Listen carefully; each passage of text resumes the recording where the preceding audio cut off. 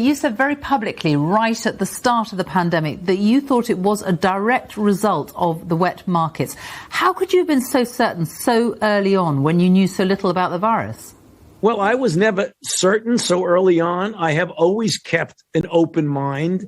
But when you look at the circumstances of the evolution, the similarity between that and the SARS-CoV-1 from 2002, 2003, I said, as did many other virologists who are very experienced in that the most likely etiology was a jumping species from an animal to the human. Other scientists here as well signed an open letter in February 2020 saying that they very strongly condemn conspiracy theories suggesting that COVID-19 does not have a natural origin. Was the scientific community too quick to dismiss the possibility that it could have come from a laboratory? Well, I don't think they were dismissing it. I think it's been misinterpreted. Everyone has always kept an open mind.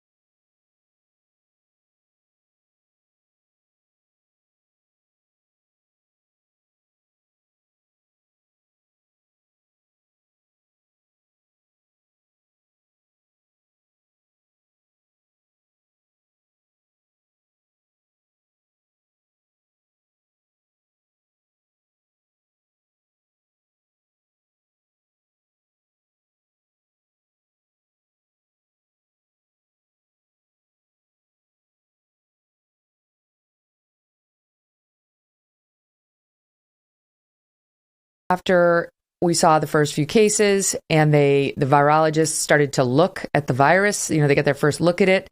And there was reporting that Fauci, and Francis Collins, who was then running NIH, they had a conference call with all these maybe 12 top virologists in the world, and they said, let's take a look. What do we think this is?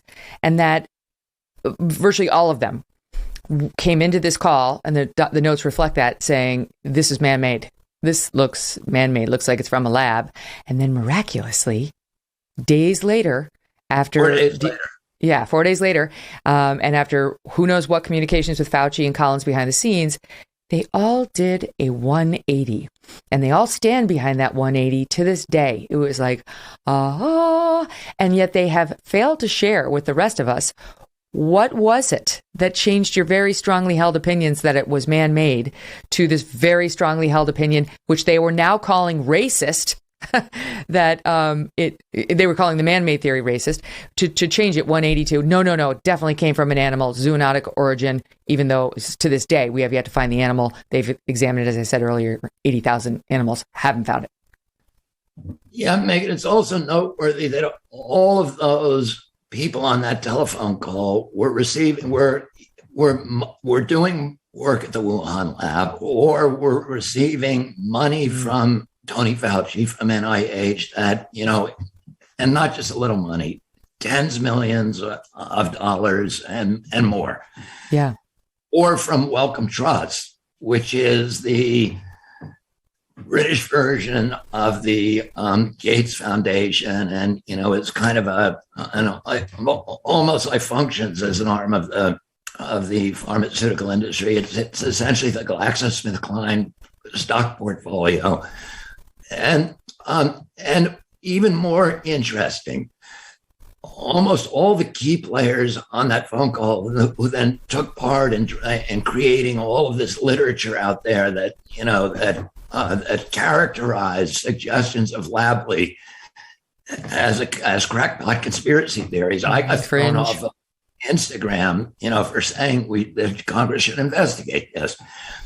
So virtually all of them, following their publications in the Lancet and Nature Medicine, received huge grants from Tony Fauci. I mean, grants of, 30 million, 40 million, I think up to 60 million.